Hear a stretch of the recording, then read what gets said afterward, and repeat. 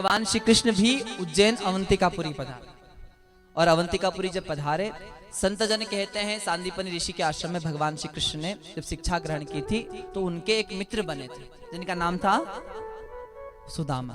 देखो, अच्छा, संत का भाव एक और है यहाँ, ऐसा कहा जाता है, संत मत में कहा है, संत मत में कहा है कि उस आश्रम के निकट एक कुटिया थी जिसमें एक गरीब अम्मा, एक बुढ़िया रहा करती थी, मजदूरी करके उधर पूर्ति करती। एक दिन अम्मा जब महाराज मजदूरी करने गई तो मजदूरी में चने मिले, चने लेकर घर आई, थक चुकी थी तो चने पाए नहीं और सो गई।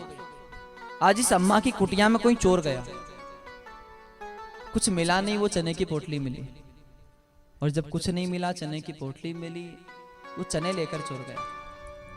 अम्मा जग जाती है, श्राप देती है, मेरी मेहनत की कमाई जो भी लेके जाएगा, जो मेरी मेहनत की कमाई को खाएगा, वो अत्यंत निर्धन हो जाएगा, गरीब हो जाएगा। और यही चोर जाकर सांदीपनि आश्रम में छिपा, चने की पोटली वहां रह जाती है। सुबह हुई, सुबह गुरु माता जब बुहार लगा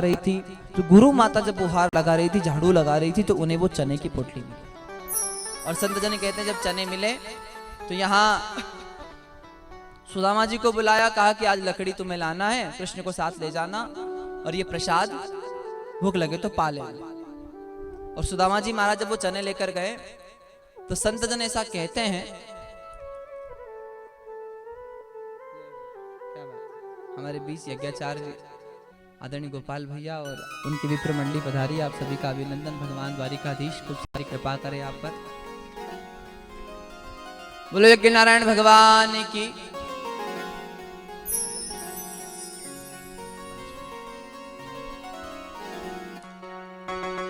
संत जन कहते हैं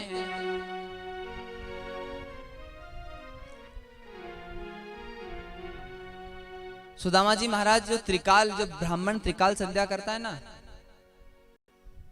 उसे भूत भविष्य वर्तमान सब दिखता है, क्या होगा, क्या होने वाला है और क्या हुआ है।